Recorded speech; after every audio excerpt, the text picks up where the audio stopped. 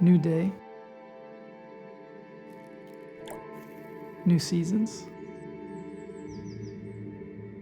The Nissan Ariya Concept. The Nissan Ariya Concept is an all-wheel drive electric crossover designed from the ground up to represent the Nissan brand moving forward. ユーザーの使い方、ユーザーエクスペリエンスをまず主にして考えました。今回のコンセプトカーは究極の日産インテリジェントモビリティ。We have a new front face. We don't have a typical grille. As an electric car, everything has to be optimized for the aerodynamics. Just a sleek surface, flush gaps, everything is completely seamless. We just have one clean horizon line all the way around the car. You get around to the back, we have this one-piece connected tail lamp. All the attention goes to the details and the precision fit. エクステリアカラーは夜明けの空の色をイメージしました。日本の美意識というのは表立ってデザインをアピールするというよりは少し控えめなところの中に美を感じさせるというところがあると思っていて、インテリアのスタイリングはミニマルでシンプルな形状をしています。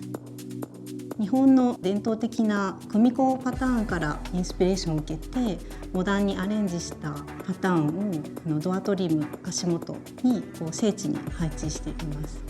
その奥から間接的に暖かい光がつくことでパッセンジャードライバーを迎え入れるという演出を試みました。カッパーは日産のエレクトリフィケーションを感じさせる色、新しいエネルギーの色、テクニカルなイメージの色というのを兼ね備えた色です。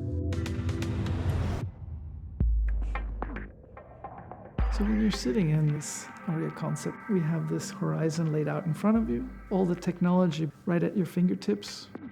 All the buttons have a haptic touch. It's seamless touch to the technology.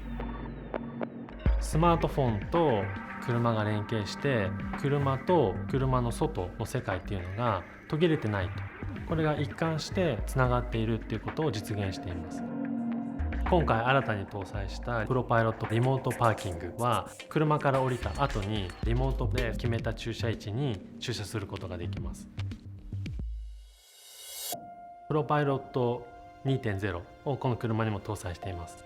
ドライバーの運転を支援することによって疲労を軽減する。運転している方も同乗者と一緒にそのお出かけを楽しめる。自分のライフスタイルをより楽しむためにユーザーをさりげなくサポートしてくれるような、そういう気の利いたことができる車。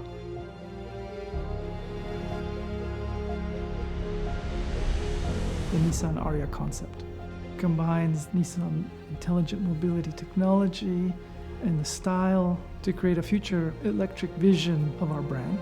We feel this is really just on the horizon.